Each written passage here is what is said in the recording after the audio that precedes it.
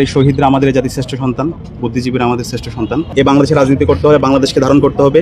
শহীদ বুদ্ধিজীবী দিবসে আমরা সকল বুদ্ধিজীবীদের জন্য আল্লাহর কাছে দোয়া করছি।